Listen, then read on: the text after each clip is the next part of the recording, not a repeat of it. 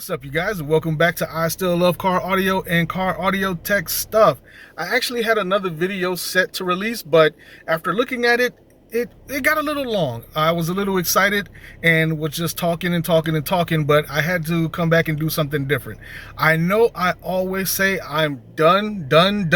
I'm done. This is my perfect tune. I have finally got it set to where I have no desire to tweak with it anymore. I'm actually done this time.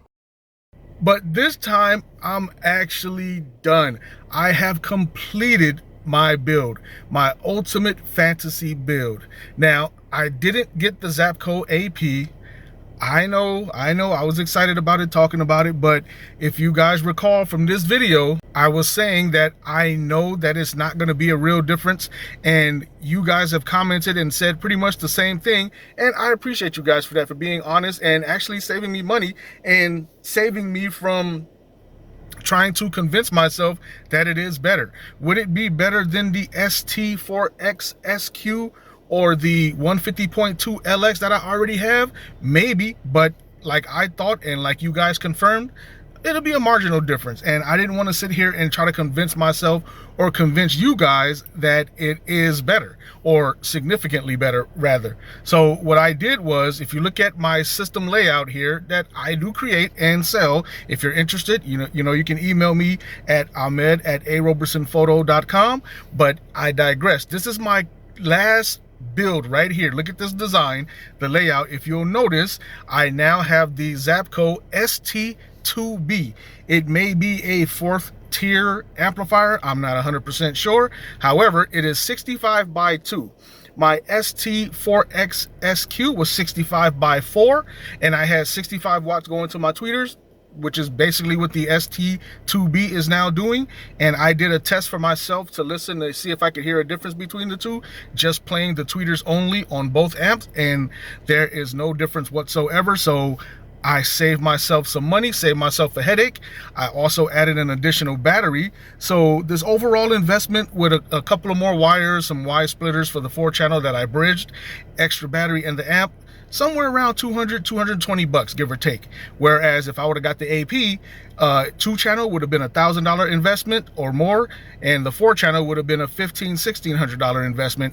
And that much of an investment to only hear a marginal difference, if that, I would have been highly upset. I would have been an unhappy camper. But I bridged my ST4X SQ, and now my MM3 Morel, which was getting 65 by 2, is now getting 190 by 2. Now, I'm not going for more volume. I'm not trying to be louder. I wanted more finite detail. The more power, your speakers are more controlled, more crisp, more accurate, and that's what I got. So instead of just talking about it, doing a full unboxing, I'll just show you what the amp looks like. It's a small amp. I had a small battery. That battery powers the ST4X SQ and the ST4X SQ and the ST2B, where the main system powers my 150.2 LX, my Kicker CXA 800.1, and also feeds the additional battery. The Toyota ECU regulates voltage coming off the alternator, so no matter what, it always ends up dialing itself back to use what's only necessary. So even if I had a high output alternator, it would still dial it back. It's just a Toyota ECU thing. My voltage before adding the second battery was 13.2. Even at full tilt, lights on, air conditioning running, blasting loud, SQL mode, still would remain stable between 12.7 and 13.2. Adding this second battery does the exact same thing, and that's because the ECU again, but that gives my system that much more stability. You know, if I crank it, if I have a power surge, whatever, some dynamic room spike in music, whatever, it keeps my voltage regulated, which makes me very happy. So anyway, I didn't get the AP. I know I wanted it, but it was one of those bucket list amps just to say I had it. But I knew inside, and again, because of you guys, that it wasn't going to make that big of a difference to justify the cost for me. So anyway, I'm going to play a demo really quick. I did this demo a couple of videos back, actually, and I'm gonna play the song again. If you go back to that video and then listen to this, hopefully you'll hear a difference. I hear a difference. It's so much more crisp, and the subtle details are more pronounced. Not just louder just for the sake of being louder, but the detail is there, even though the system is still balanced like it was before. So enough of me talking. I don't want to make this video long and have to do another again. So enough of me talking. Here we go.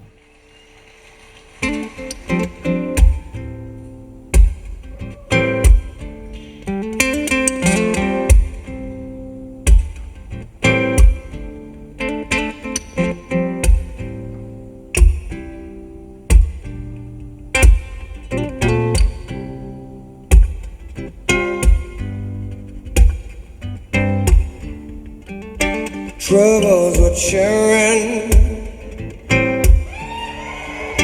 trouble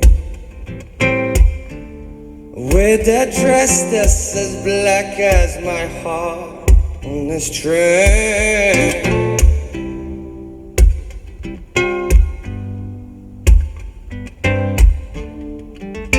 Troubles with sharing, trouble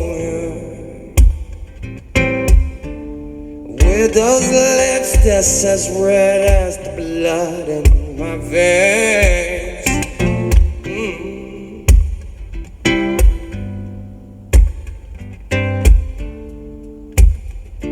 Trouble,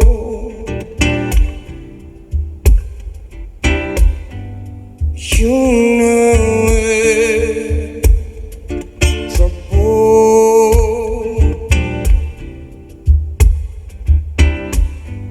Soft target.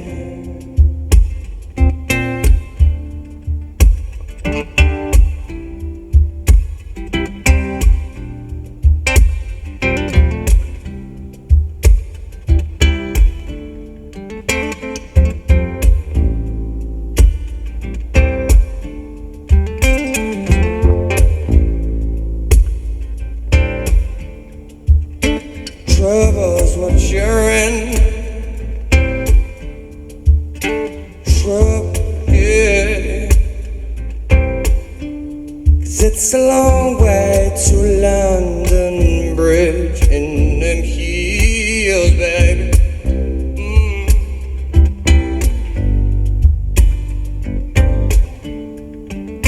Trouble churn.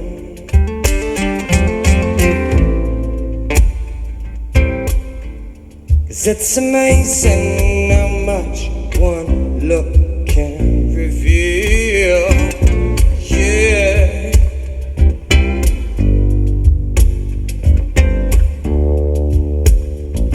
Trouble,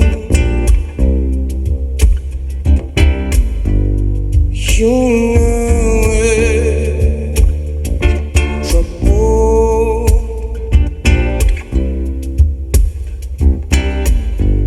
soft target.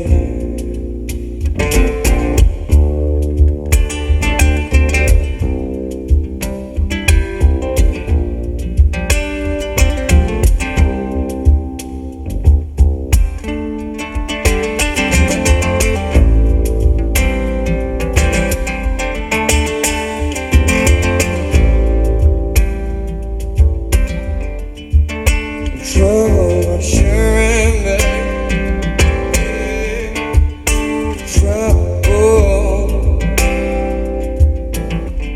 'Cause I've been waiting for just one look.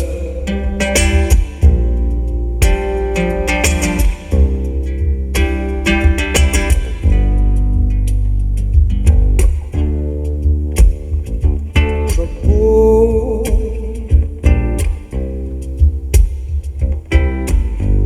you know it. Trouble,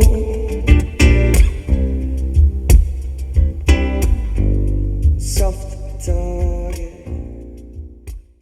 So I had to do a little tuning because adding more power to the mid-range changes the way the mid-bass responds, the tweeters respond, the sub responds. It's just one of those things in car audio. But with this new tune, it's just so much more refined. That guitar, especially when he really gets into it, or even in the beginning when he's just fiddling around with it, you could hear his hands messing with the strings. Not that you couldn't hear it before, but it just seems that much more refined to me. Is it psychoacoustics where I'm making myself believe it's better? I don't think so, because I'm really hearing things. Again, if you go back to the video that I did of this song a couple of videos back, actually, you might hear it, you may not. I don't know if it'll translate through video, but I promise you it was worth it. And this is not something that requires psychoacoustics to me, because it was only a $200 investment. Now, again, if I would have invested $1,600 or even $1,000 into that AP and I didn't get the results I expected, then I'd be like, yeah, it's better, yeah, it's better, just to make myself justify the cost. But anyway, enough of me talking. I talked more than I planned on already. Hopefully you guys heard it. Hopefully you guys listen with headphones, of course. Hopefully you guys heard the difference, and if you did, cool. And again, thank you for being realistic with me about buying that AP. And until next time, please stay tuned.